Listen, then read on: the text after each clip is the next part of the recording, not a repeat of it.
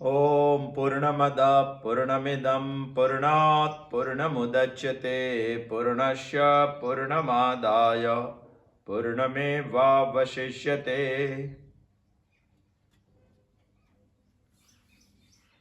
हम ईशावास्य उपनिषद का श्रुति का चिंतन कर रहे हैं। वैसे तो हमें एक बहुत बड़ी तकलीफ है, मुश्किल है। ये तकलीफ ये है कि हम चाहते हैं कि सारा जगत हम चाहे ऐसे होना चाहिए, हम सोचेंगे ऐसे चलना चाहिए, मगर ये असंभव है। ये शरीर भी हम चाहते हैं वैसे नहीं चलता है। हम तो चाहते हैं शरीर शाश्वत रहना चाहिए, शरीर में कभी भी दर्द नहीं होना चाहिए, मगर ये सब बातें, शरीर हमेशा युवान रहना चाहिए, मगर ये सब बातें हम चाहते हैं वैसे नहीं होता है। सारे जगत को हम नियंत्रण में रखना चाहते हैं, मगर पूरा जगत हमारे नियंत्रण में रहता नहीं है। वही तो हमें सबसे बड़ा दुख होता है, क्योंकि ये जगत में हर एक चीज अपने खुद के स्वभाव से जन्म लेती है और परिवर्तित होती है। यह हमें बहुत दुख पैदा करता है, क्योंकि हम चाहते हैं कि हम सोचते हैं वैसे जगत चलना है, हम सोचते हैं वैसे शरीर चलना है, वो नहीं चलता है, वो असंभव है। ये तो सबसे बड़ा दुख है, हमें सबसे बड़ा दुख है। यदि वही दुख में हमें सुख पाना है तो एक ही रास्ता है, जगत को धाकना चाहिए। ईशावास्यमिदं सर्वम यत्किंच जगत्यां जगत। मगर हमारा तत्व ज्ञान, हमारा वैदिक तत्व ज्ञान हमें बता रहा है कि ये जगत तो भ्रांत कल्पना है। यदि ये भ्रांति है, यदि ये कल्पित है, यदि ये मिथ्या है, तो इसको धकना कैसे है? कल्पित है तो कल्पित है, उसको धकने की क्या जरूरत है? मगर कल्पित को भी धकना दुख होता है, तो इससे सुख पाने के लिए धकना ही पड़ता है। और धकने के लिए एक ही रास्ता है, उसका जो अधिष्ठान है उसका हमें ज्ञान होना चाहिए। वो बात हमें समझ में आनी चाहिए। हम पहली बार भी समझे थे कि ऐसे एक रस्सी पड़ी है जमीन पे, और हमें कभी दरिया के किनारे जाते हैं तो ऐसा एक छिप पड़ा है, खुले दरवाजे वाला एक छिप पड़ा है, और लकड़े का कहीं टूटा हुआ पेड़ का एक छोटा सा लकड़े का पार्ट हमने देखा है। ऐसा कुछ लकड़े का पार्ट है जिसमें से झाड़ कट गया है, पेड़ कट गया है और टूटा ही रह चुका है। ऐसी तीन बात हम देखते हैं। सोचो, यदि इसमें हमें सर्प दिखाई देता है, वास्तव में है ये रज्जू, वास्तव में ये है छिप, मगर हमें चांदी दिखाई देती है। वास्तव में है ये लकड़े का टुकड़ा, मगर हमें चोर कहीं कपड़ा शरीर पे लगा के बैठा है ऐसा बंदूकधारी लगता है। तो ये सब हमारी भ्रांति है, ये सब हमारी भ्रांति है या कल्पना है।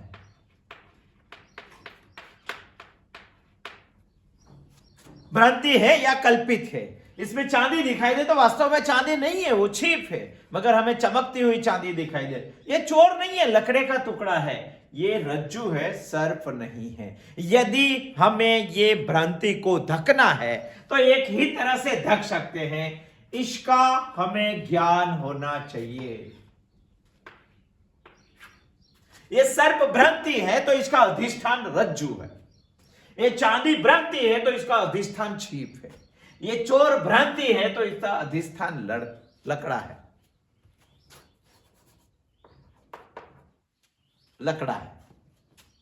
यदि हमें इसका ज्ञान हो गया अधिष्ठान का, तो भ्रांति खुद म खुद धक जाएगी। ये जगत भी वैसा है, जगत एक भ्रांति है, सही माने में आत्मा इसका अधिष्ठान है। यदि हमें आत्मा का ज्ञान हो गया तो ये पूरी भ्रांति थक जाएगी।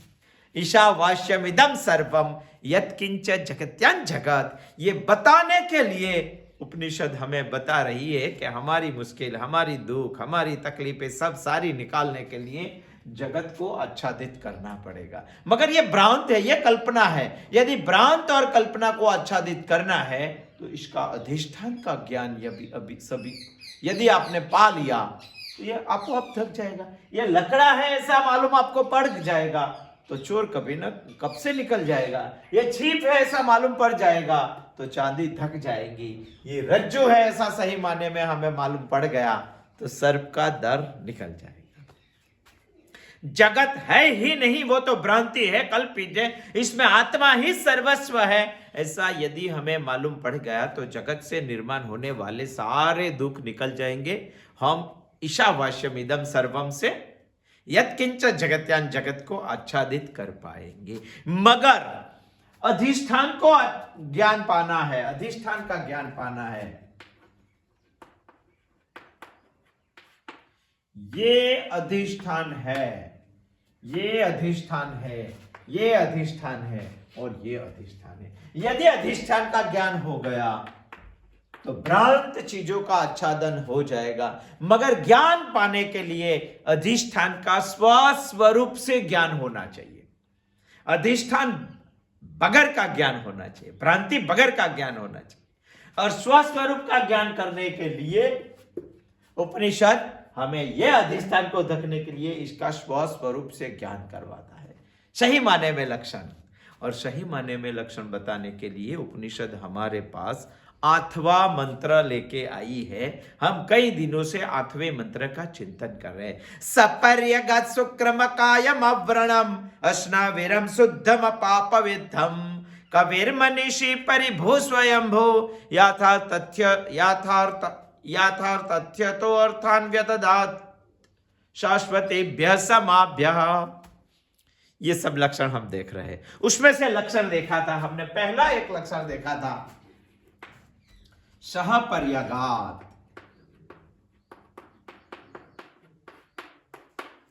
आत्मा कैसा है? सहपर्यगात, माने आत्मा सर्वव्यापक है। परिवत्ता अगात हमने सोचा था, सर्वव्यापक है आत्मा। सहपर्यगात माने सर्वव्यापक। श्रुति ने हमें दूसरा क्या लक्षण बताया? सपर्यगात शुक्रमकायम अव्रणम। कैसा है? सह शुक्रम,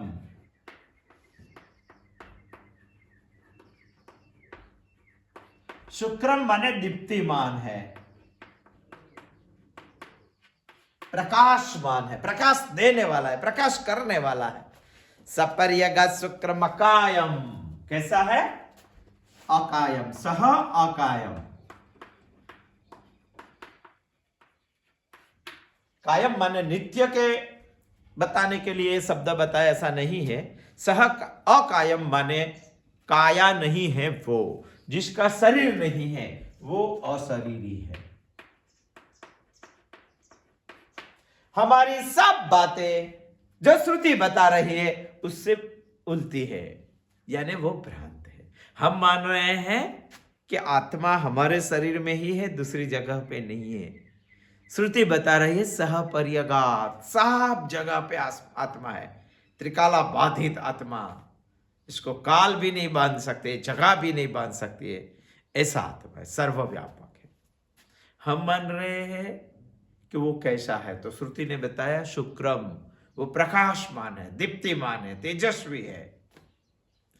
और दूसरी एक बात हमें लगती है कि आत्मा तो हर एक में अलग अलग है, ऐसा नहीं है। उसको कोई काया नहीं है, उसको कोई शरीर नहीं, अकायम है, सह अकायम। मगर हम 3 प्रकार का शरीर मान रहे हैं। कोई किसी ने बोल दिया कि उसका शरीर नहीं, तो हम सोचेंगे कि ऐसा एक शरीर नहीं। हमारी फिलोसफी, हमारा तत्वज्ञान 3 प्रकार का शरीर मान रहे हैं। श्रुति हमें अकायम बता के ऐसा बता रही है कि तीनों प्रकार के शरीर आत्मा के पास नहीं है। एक आत्मा के पास हम जो मान रहे हैं ऐसे स्थूल शरीर नहीं है। दूसरा, आत्मा के पास सूक्ष्म शरीर नहीं है। तीसरा, आत्मा के पास कारण शरीर नहीं है। माने बीज स्वरूप नहीं है, स्थूल देह नहीं है, ये 70 तत्वों का देह जो हम मान रहे हैं वो भी नहीं है। आत्मा अकायम माने दिखाई देने वाला शरीर ही आत्मा के पास ऐसा नहीं है, ऐसा नहीं है। आत्मा के पास हम सोचते हैं ऐसे तीनों शरीर नहीं है, इसीलिए श्रुति ने बताया है सह अकायम सपर्यगत शुक्रमकायम अवर्णम। मगर तीनों शरीर का निषेध करने के लिए और कुछ लक्षण उपनिषद ने हमें बताया। ये शरीर का लक्षण करने के लिए, निषेध करने के लिए 2 लक्षण हमने बताया उपनिषद ने। एक है अव्रणम, दूसरा है अश्नाविरम। सूक्ष्म शरीर का विरोध करने के लिए, निषेध करने के लिए, सूक्ष्म शरीर आत्मा नहीं है यह बताने के लिए भी उपनिषद ने हमें बताया अपापविद्धम।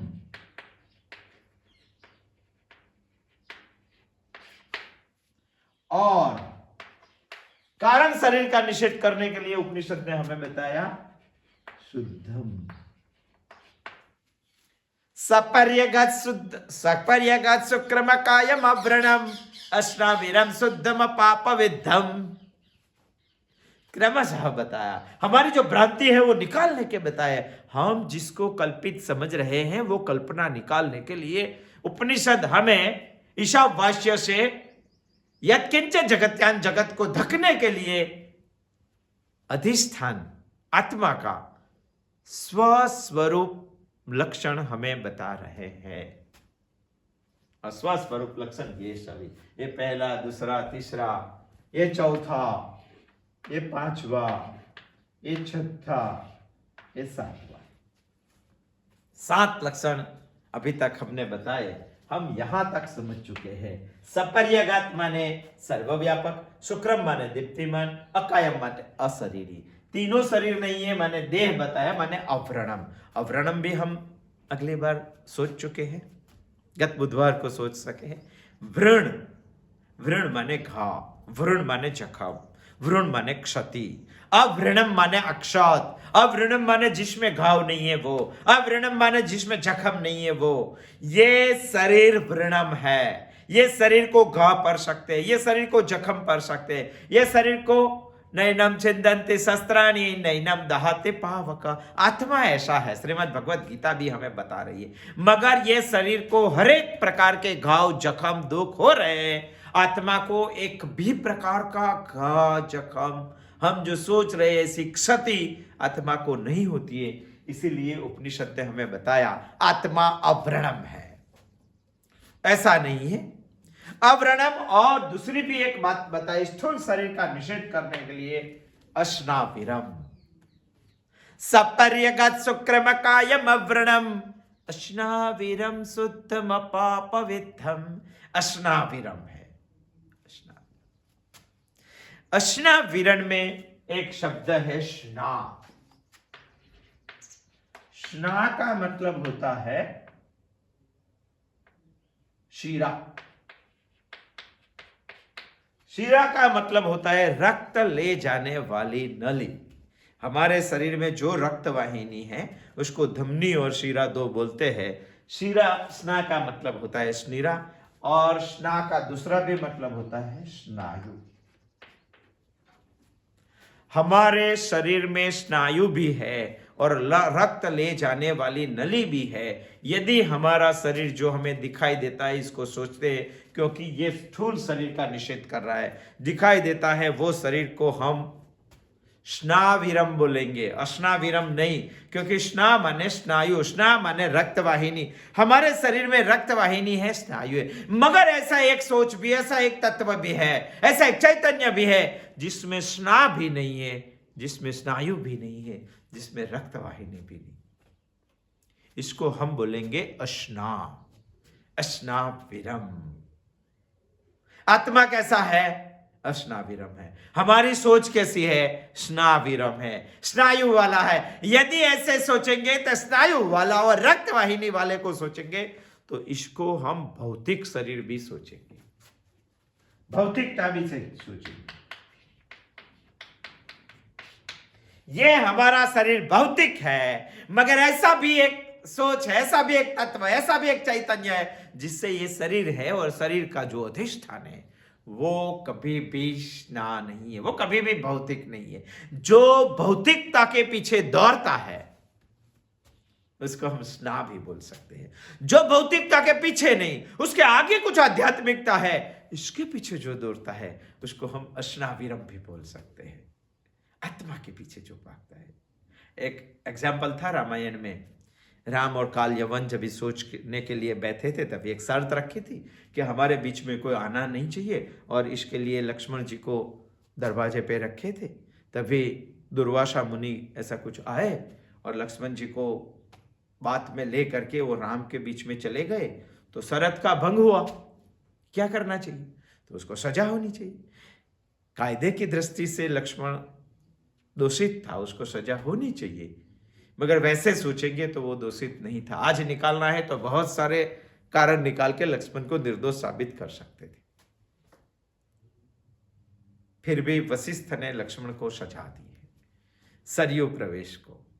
और सरयू प्रवेश करने के बाद राम लक्ष्मण के पीछे जाते हैं, वशिष्ठ राम के पीछे नहीं जाते। अश्नाविरम है, भौतिकता के पीछे वशिष्ठ नहीं भागते हैं। ऐसा भी हमारा एक जीवन होता है जो रक्त वाहिनी और स्नायुओं में ही बंधा हुआ रहता है, वो यहाँ का एक भौतिक जीवन है, मगर इसके आगे भी एक जीवन है, इसके पीछे दौड़ते हैं। ये भौतिकता के पीछे नहीं दौड़ते। ऐसे जो लोग हैं वो अश्नाविरम है। ऐसा जो सोचेंगे, जो आध्यात्मिक है, जो आत्मा को समझने वाला है, वो ही भौतिक नहीं रह सकता है। बाकी सारी दुनिया भौतिक रहती है, स्नाविरम सारी दुनिया है, आत्मा अश्नाविरम है। उपनिषद हमें ये ही बता रही है, सिर्फ शरीर का ही सोचने वाले, सिर्फ यही शरीर परमानंद है और इसका सुख के लिए सबके सब सकाल में सोचने वाले लोग स्नाविरम है। श्रुति हमें बता रही है कि स्नाविरम से भी अलग एक तत्व है, उसको हम अश्नाविरम बोलते हैं। इसीलिए तो उपनिषद ने हमें बताया, सपर्यगत सुक्रमकायम अव्रणम अश्नाविरम शुद्धम पापविद्धम। छठा एक लक्षण बताया है शुद्धम, यहां हमने 7वां लिखा है, उपनिषद ने छठे क्रम पे बताया है।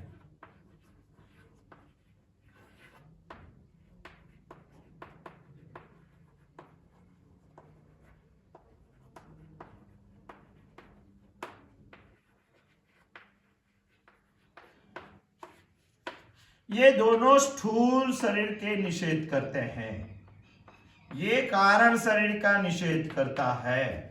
और आगे एक लक्षण बताया, सॉरी अपापविद्धम नहीं, यहां है अश्नाविरम, यहां है अपापविद्धम।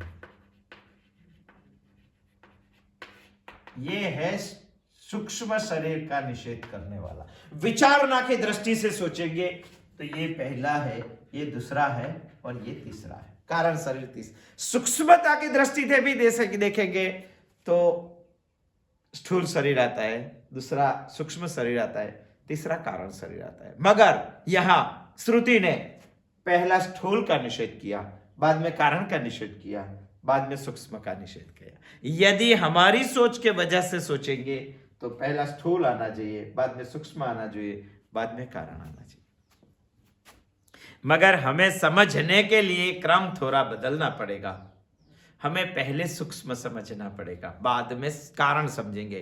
पहले हम स्थूल समझ चुके हैं, अव्रणम और अश्नाविरम। अभी हम सोचेंगे अपापविद्धम, क्योंकि वो सूक्ष्म का निषेध करते हैं दूसरे क्रम में। अपापविद्धम का मतलब होता है विद्धम यानी विधायल, विद्धम माने घायल हुआ, घायल था, घायल हुआ है वैसा विद्धम। शरीर घायल होता है, शरीर की वेदन कर सकते, मगर आत्मा को कभी विंध नहीं सकते। हम आत्मा को जख्मी नहीं कर सकते, आत्मा को घायल नहीं कर सकते। इसलिए पाप से जिसका वेदन होता है वो है शरीर, मगर पाप से भी जिसका वेदन नहीं होता है वो है अपापविद्धम आत्मा। सपर्यगत सुक्रमकायम अव्रणम वैष्णवीरम शुद्धम अपाप विद्धम। यहां सूक्ष्म देह का निषेध किया है। ऐसा सोचेंगे तो पाप माने धर्मादि पाप वर्जितम, धर्म और अधर्म दोनों से किया हुआ पाप जहां वर्जित है, इसी को ही हम आत्मा बोलते हैं। आप बोलेंगे कि अधर्म से तो पाप होता है, मालूम है, मगर धर्म से भी पाप होता है। हाँ, धर्म और अधर्म दोनों से मुमुक्षु की दृष्टि से सोचेंगे, श्रुति की दृष्टि से सोचेंगे, यहां जो उपनिषद हमें स्वतः स्वमूलः आत्मा का हमें दर्शन करा रहे, इसकी दृष्टि से सोचेंगे तो धर्म भी पाप है, अधर्म भी पाप है, और ऐसे दोनों पाप से आत्मा का वेदन नहीं होता है, आत्मा जख्मी नहीं होता है। इसीलिए यहां उपनिषद ने हमें बताया, सूक्ष्म शरीर का निषेध करते हुए आत्मा सूक्ष्म शरीर भी नहीं है, वो तो अपाप विद्धम है। दोनों पाप जख्म करने वाले हैं मुमुक्षु की दृष्टि से। कैसे? तो सोचेंगे मुमुक्षु के लिए, मुमुक्षु की दृष्टि से सोचेंगे तो जो जन्म लेकर आता है वो सभी कर्म करते हैं, और कर्म का फल भुगतना पड़ता है, और कर्म का फल दो ही हो सकते हैं, पाप और पुण्य। और पाप और पुण्य दोनों कर्म हो सकते हैं, तो दोनों भुगतने पड़ते हैं, और दोनों भुगतना है तो दोनों को भुगतने के लिए शरीर तो चाहिए ही। यदि हमें करेले का साग खाना है और लड्डू खाना है, मगर दोनों खाने के लिए ये शरीर तो चाहिए। मुमुक्षु ऐसा सोच रहे हैं कि धर्म करेंगे तो पाप मिलेगा, धर्म करेंगे तो पुण्य मिलेगा, अधर्म करेंगे तो पाप मिलेगा, मगर पाप और पुण्य दोनों कर्म का फल है, इसको भुगतने के लिए शरीर तो चाहिए ही। यदि शरीर हम मांगेंगे, शरीर हम सोचेंगे, शरीर हम लाएंगे, तो शरीर के साथ संबंध तो होगा ही। यदि संबंध होगा तो शरीर के साथ संबंध ही दुखदायक है। यदि वो दुखदायक है तो वो पाप है। इसीलिए श्रुति हमें बता रही है कि पाप और पुण्य दोनों ही फल है। फल भुगतने के लिए शरीर चाहिए, और शरीर का संबंध ही पाप है। मगर आत्मा को ऐसा कोई संबंध नहीं है। आध्यात्मिक संबंध हम खड़ा करते हैं, आत्मा को तो ये संबंध ही नहीं है, इसीलिए आत्मा को दोनों नहीं लगता। इसीलिए श्रुति ने हमें बताया अपापविद्धम। कर्म का एक सिद्धांत है, जो कर्म करता है वही भुगतता है, और निश्चित है। यदि हम सोचेंगे कि किसी ने परीक्षा दी है और परीक्षा में नापास हुए हैं, तो जिन्होंने परीक्षा दी है वही परीक्षार्थी बहुत दुखी होता है। दूसरा कोई दुखी होता है क्या? जो करता है वही भुगतता है। जो करता नहीं और भुगतता है, वो सिद्धांत हमें लागू पड़ता नहीं है। वो तो भीम शकुनी न्याय है, भीम खाता है और शकुनी जाता है। वो यहां न्याय नहीं लागू पड़ता है। जो करता है वो भुगतता है। तो हम सोचेंगे कि यदि शरीर करता है, ये दिखाई देने वाला शरीर करता है, तो वही भुगतना चाहिए। मगर उसको भुगतने की बारी आती है तभी तो उसका देहांत हो जाता है। यदि देहांत हो गया, मृत्यु हो गया, तो ये शरीर तो भुगतते बगैर रह जाएगा। आपको मानना ही पड़ेगा कि दूसरे जन्म में ये शरीर नहीं रहता है, तो भुगतेगा कैसा? कर्म का सिद्धांत कैसे भुगते का? कर्म का सिद्धांत तो ऐसा बोलता है कि जो कर्म करता है वही भुगतता है। तो शरीर कहां भुगतता है? इसीलिए शरीर में कोई एक सूक्ष्म है जो करता भी है और आने वाले जन्म में भुगतता भी है। जन्म जन्मांतर हो जाने के बाद भी वो भुगतता है। शरीर बदलता है, वो नहीं बदलता। वो है हमारा सूक्ष्म शरीर, 70 तत्वों से बना हुआ। मन, बुद्धि, पंच ज्ञानेंद्रिय, पंच कर्मेंद्रिय, पंच प्राण। वो दूसरे जन्म में भी जाते हैं, यहां भी कर्म करता है, यहां करता है। कौन से भी जन्म में वो भुगता भी है होते हैं। जो करता है वही भुगता है, हमें मानना ही पड़ेगा। रत्नाकर का एक एग्जाम्पल हमें सोचना चाहिए। रत्नाकर माने वाल्मीकि ऋषि, वाल्यो लुटारो। वो लुटारे को जब नारद मुनि मिले तब ये कथा हम सबको मालूम है। नारद मुनि मिले तब नारद मुनि ने बताया कि भाई आप जो कर रहे हैं पाप, भुगतने के लिए कोई हिस्सा लेगा क्या? आप ये सब किसके लिए कर रहे हैं? घर पे जाके सबको पूछ लो, आप आपके पाप में हिस्सेदार होंगे के? तभी रत्नाकर के घर वालों ने जवाब दिया था, स्वयं कर्म करोति आत्मा स्वयं तत्फलमश्नुते। जो जीवात्मा कर्म करता है वही भुगतता है। स्वयं कर्म करोति आत्मा स्वयं तत्फलम मश्नुते, स्वयं तत्फलम मश्नुते, स्वयं भ्रमति संसारे स्वयं तस्मादमिच्युते विमुच्यते। वही जीवात्मा संसार में वही कर्मों से आता है और संसार के बंधन में वही कर्मों से पड़ता है, और संसार से मुक्त भी वही कर्मों से हो सकता है। रत्नाकर के घर वालों ने बता दिया कि आप जो कर्म करते हैं वो आपको ही भुगतना पड़ेगा। उसी कर्म आपको संसार के बंधन में डालते हैं, और सोचेंगे तो वही कर्म आप संसार से मुक्त भी करवाते हैं। स्वयं कर्म करोति आत्मा स्वयं तत्फलमश्नुते, स्वयं भ्रमति संसारे स्वयं तस्माद् विमुच्यते। तभी मालूम पड़ा रत्नाकर को, नारद मुनि को जाकर बताया तो तभी मालूम पड़ा कि कर्ता भोक्ता ये शरीर नहीं है, कर्ता भोक्ता सूक्ष्म देह है। आत्मा कर्ता भी नहीं है, आत्मा भोक्ता भी नहीं है। आत्मा को पाप भी नहीं लगता है, आत्मा को पुण्य भी नहीं लगता है। आत्मा को धर्म भी नहीं है, आत्मा को अधर्म भी नहीं है। आत्मा कोई कर्म नहीं करता है, आत्मा कोई फल भुगतता नहीं है। इसीलिए श्रुति ने बताया कि आत्मा अपाप विद्धम है, सूक्ष्म देह भी आत्मा नहीं है। मगर कई लोगों को ऐसी शंका होती है कि आत्मा कर्म करता नहीं है मगर करवाता है। जैसे देवदत्त धनुष्य बाण चला के तीर लगाता है तो धनुष्य खुद में खुद चलता नहीं है, उसको चलाने के लिए देवदत्त चाहिए। ऐसे कई लोग आरोप लगाते हैं कि आत्मा इस जन्म में इस शरीर के पास कर्म करवाते हैं, बाद में ये भुगतने का ले लेते हैं, दूसरे जन्म में दूसरा शरीर देते हैं और आत्मा भुगतने के लिए दूसरा शरीर को उसको करवाते हैं। ऐसा भी नहीं है, ये तर्क संगत बात है, तर्क से सोचने जैसी बात है, मगर वेद विरुद्ध बात है। यदि वेद विरुद्ध बात है तो स्वीकृत नहीं हो सकता, चाहे कितने भी बड़ी तर्क संगत भाषा हो, मगर वेद विरुद्ध है तो स्वीकृत नहीं हो सकता। देवदत्त कर्म करवाता है तो देवदत्त को भी कोई करवाता है। दुनिया में कोई भी चैतन्य के बगैर कृति नहीं हो सकती है, और करवाने की बात तर्क संगत लगती है मगर वेद विरुद्ध बात है, तर्क संगत है फिर भी, इसलिए स्वीकृत नहीं हो सकती। वैसे सूक्ष्म देह तो हमारा जड़ है, तो जड़ सूक्ष्म देह काम कैसे कर सकता है?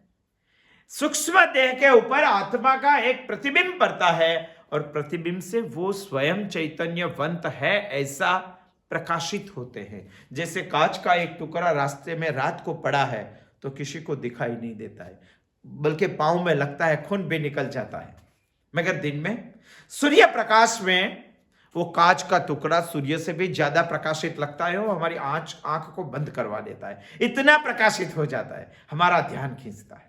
जब तक सूर्य रहता है तब तक वो कांच का सूर्य प्रकाशित ही रहता है। हम समझ लेते हैं कांच ही प्रकाशित है, सूर्य को हम भूल जाते हैं। ऐसा सूक्ष्म देह का है, मगर सूक्ष्म देह करता है, ये प्रतिबिंब से कुछ काम करता है और भुगतता भी वही है, इसीलिए वो पाप विद्धम है मगर आत्मा अपाप विद्धम है। सपर्यगत शुक्रम कायम अव्रणम अस्नाविरम शुद्धम पाप विद्धम। अभी हम समझेंगे छठा लक्षण शुद्धम। शुद्धम हमारा कारण देह का निषेध करता है।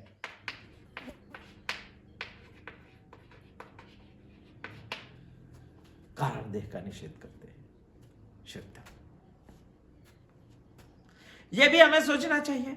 शुद्धम माने निर्मल, शुद्धम माने स्वच्छ।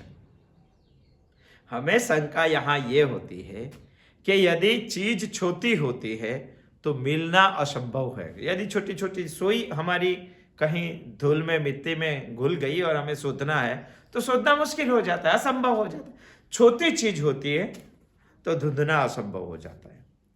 यानी बड़ी चीज होती है मगर अंधेरे में होती है तो धुंधना असंभव होता है। ये तीनों बात आत्मा को संबंधित नहीं है। आत्मा छोटा भी नहीं है, आत्मा तो सर्वव्यापक है। अभी हमने बता दिया सब पर्यगात। और आत्मा अंधेरे में भी नहीं है, आत्मा खुद प्रकाशित है। हमने बताया शुक्रम सपर्यगत शुक्र, ये क्या बात है? ये तो बड़ा है और प्रकाशमान। यदि कोई चीज बड़ी है, सबसे बड़ी है और प्रकाशित है तो नहीं मिले ऐसा होता है क्या? फिर भी हमें आत्मा ये होने के बावजूद भी हमें मिलता नहीं। क्यों? ये तीनों शरीर के साथ इसका संबंध अध्यास है, अध्यास है संबंध का, इसीलिए हमें नहीं मिलता है। और संबंध शुद्धम भी है, कारण शरीर को निषेध कर रहा है। शुद्धम माने निर्मल। हमारा कारण शरीर मल युक्त है। शुद्धम का दो मतलब होता है, एक है पवित्र, दूसरा है निर्मल।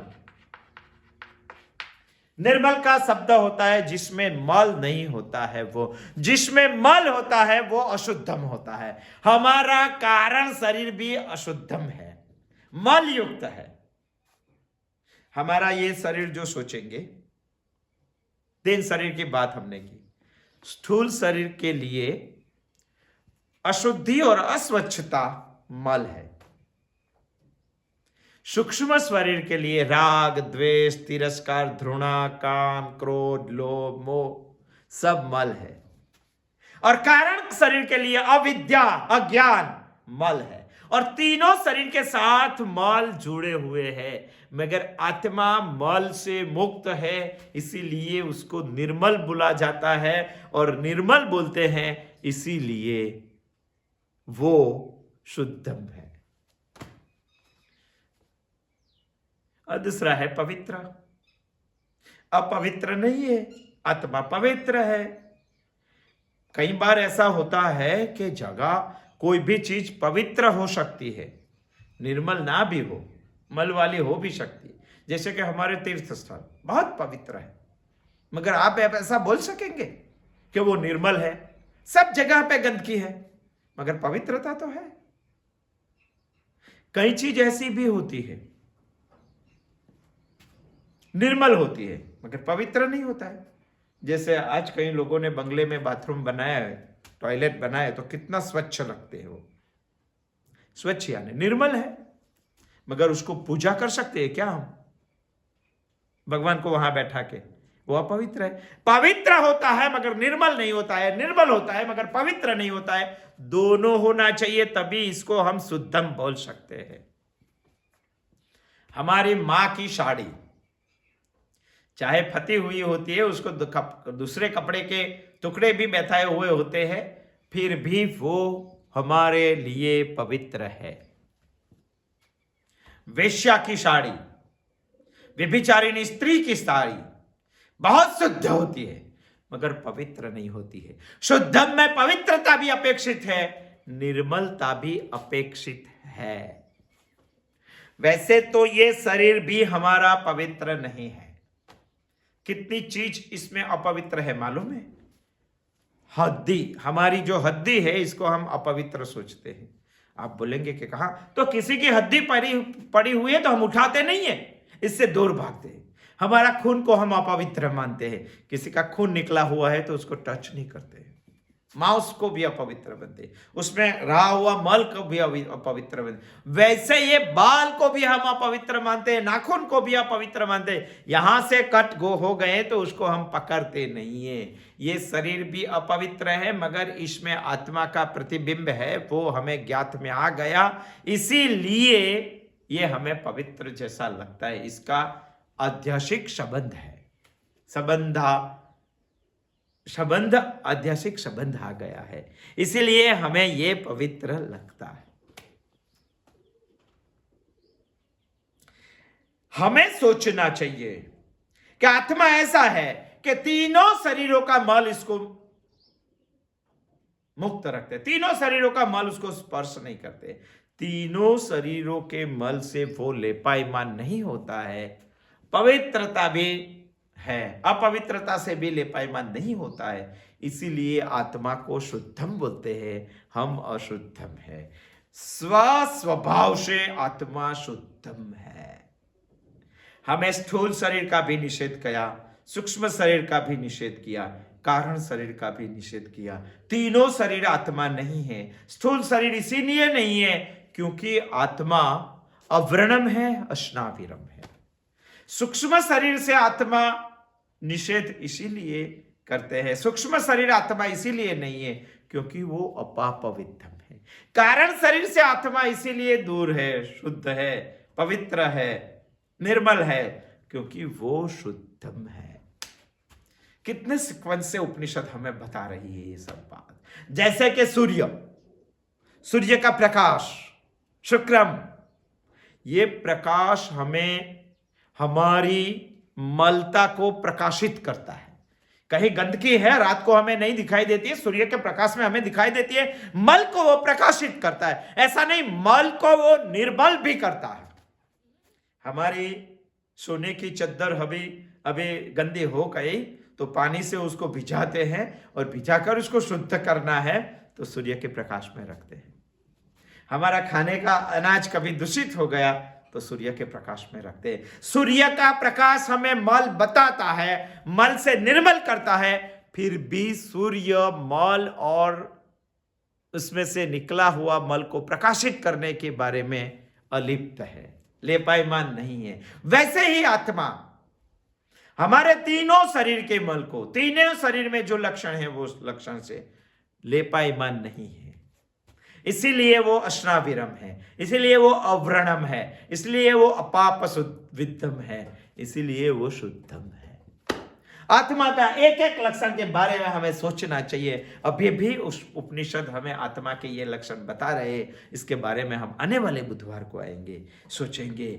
सपर्यगत शुक्रम कायम अव्रणम अश्नाविरम शुद्धम पापविद्धम कविर्मनीषी परिभूष्वयं वो याथा तथ्यतो अर्थान व्यदधात शाश्वतेभ्यः समाभ्यः। अस्तु। जय श्री कृष्ण।